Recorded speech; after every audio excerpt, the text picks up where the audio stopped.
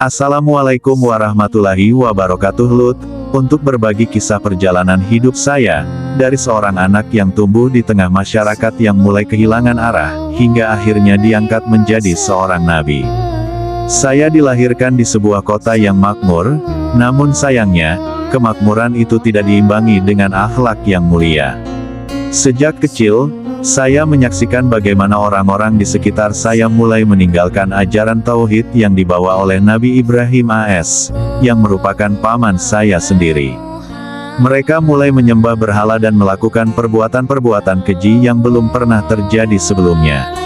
Saya tumbuh menjadi seorang pemuda yang resah. Hati saya selalu bertanya-tanya, mengapa orang-orang ini begitu buta terhadap kebenaran? Mengapa mereka lebih memilih jalan yang sesat daripada jalan yang lurus? Pertanyaan-pertanyaan ini terus menghantui pikiran saya, hingga akhirnya saya memutuskan untuk mencari jawaban dari paman saya, Nabi Ibrahim AS. Saya pergi ke kediaman beliau dan menceritakan segala keresahan yang saya rasakan. Nabi Ibrahim AS dengan sabar mendengarkan setiap keluh kesah saya. Beliau kemudian menjelaskan tentang keesaan Allah SWT dan mengajak saya untuk menyembah hanya kepadanya. Hati saya merasa tenang setelah mendengar penjelasan dari paman. Saya pun memutuskan untuk mengikuti ajaran beliau dan meninggalkan segala bentuk kemusyrikan. Saya mulai belajar tentang agama Islam dan berusaha untuk mengamalkannya dalam kehidupan sehari-hari.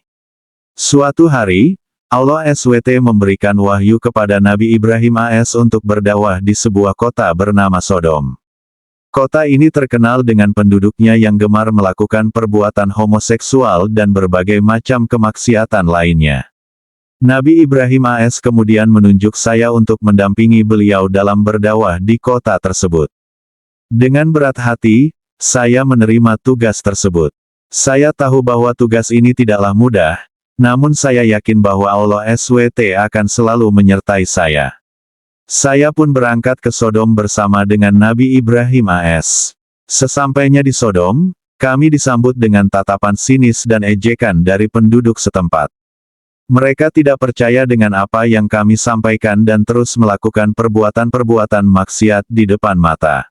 Nabi Ibrahim AS kemudian memutuskan untuk meninggalkan Sodom karena beliau merasa tidak sanggup lagi untuk menghadapi kaum yang keras kepala itu.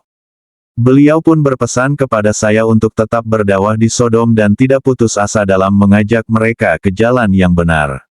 Saya tinggal di Sodom seorang diri. Setiap hari, saya berusaha untuk berdakwah dan mengajak orang-orang untuk meninggalkan perbuatan maksiat. Namun, semakin hari, semakin sedikit orang yang mau mendengarkan saya. Bahkan, tidak sedikit dari mereka yang mengancam akan membunuh saya jika saya tidak berhenti berdakwah. Saya merasa sangat sedih dan putus asa. Saya bertanya-tanya, sampai kapan saya harus menghadapi semua ini? Apakah tidak ada lagi harapan bagi kaum Sodom untuk kembali ke jalan yang benar? Di tengah keputusasaan saya, Allah SWT mengirimkan dua orang malaikat yang menyamar sebagai manusia untuk menemui saya. Kedua malaikat itu menyampaikan kabar gembira bahwa Allah SWT akan segera menghancurkan kaum Sodom karena mereka telah melampaui batas. Kedua malaikat itu juga memerintahkan saya untuk segera meninggalkan Sodom bersama dengan keluarga saya pada malam hari. Mereka berjanji bahwa kami tidak akan ditimpa azab yang akan menimpa kaum Sodom.